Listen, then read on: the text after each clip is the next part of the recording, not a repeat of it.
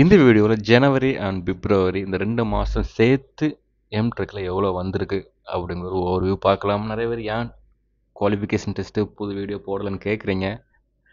So ஒரு சில வேலை அதிகமாக இருக்கனால தான் போட முடியல. பட் ஆவரேஜாக ஒரு எம்டெக் ஐடி மாதத்துக்கு எவ்வளோ வருது அப்படிங்கிறத பார்க்கலாம்.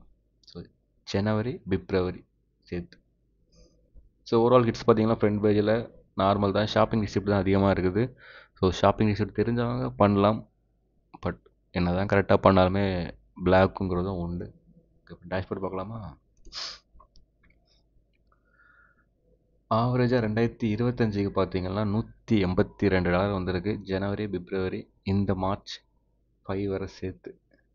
அண்ட் 2024 600 சில்லற, 2023 900 சில்லற. ஓவரால் இந்த ஐடியோட அமௌண்ட் பார்த்தீங்கன்னா $30,000. ஓகே, 2025 ஜனவரி பிப்ரவரிக்கு 182 வந்திருக்கு. இது பேடான்னு கேட்டால் இல்லை, பட் இது ஓகே தான்.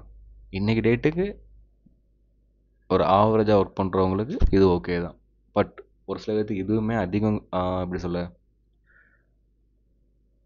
இதுவுமே ஒரு சில பேர்த்துக்கு அதிகங்கிற ஃபீல் இருக்கும்.